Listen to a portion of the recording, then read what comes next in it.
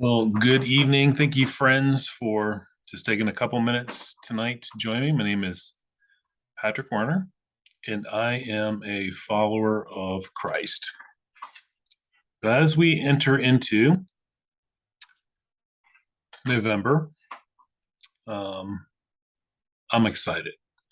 November is one of my absolute favorite months. I love all different types of months in the year, but I tell you what, um, when fall starts to really take hold and you see the leaves falling and the smell of them on the ground and the air starts turning nice and crisp and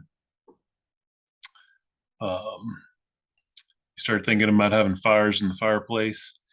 um, I get excited, not just the food but time with family and friends.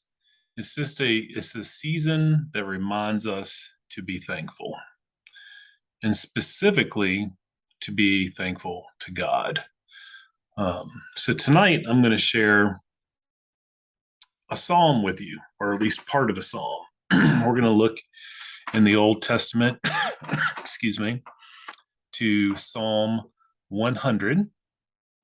And I'm going to read verses 1 to 5 and just talk just a couple minutes about this idea of thanksgiving, of being thankful to God. So here's Psalm 100, verses 1 to 5. Make a joyful noise to the Lord, all the earth. Serve the Lord with gladness. Come into his presence with singing. Know that the Lord, he is God. It is he who made us, and we are his. We are his people and the sheep of his pasture. Enter his gates with thanksgiving and his courts with praise. Give thanks to him. Bless his name. For the Lord is good. His steadfast love endures forever, and his faithfulness to all generations. It's a really great psalm, and it really does help us focus in on what is important, where our eyes should be fixed, and who we should be thankful to. I mean, we should all acknowledge our blessings in our lives, but more importantly, we should acknowledge where those blessings come from.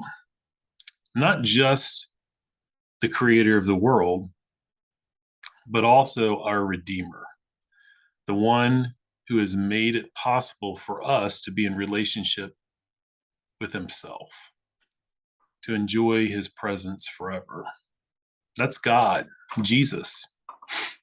And this psalm does a great job of reminding us not only should we be singing praise to him, but that we should serve him. And we should serve him because we know who he is. God is a personal God. He is not, excuse me, he is not a distant deity. He's not somebody who just wound something up and let it go and just watches us from a distance, uninterested. God has a heart for us. He calls us to him. His grace and mercy are endless, and we really need to understand that. Even when we're in the throes of um, chaos sometimes, or um, find ourselves wandering, we should understand who God is personally.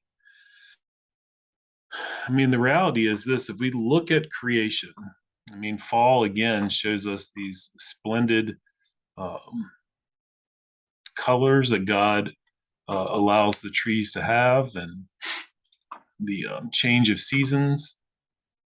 We should have shouts of joy and adulation towards Christ, who redeems us, Christ who's made it possible. May we enjoy this season, and I do, and I'm especially um, aware of who God is, and may we want to know Him more intimately, because that's how He wants to know us. He does know all about us, and He calls us into a relationship with Him.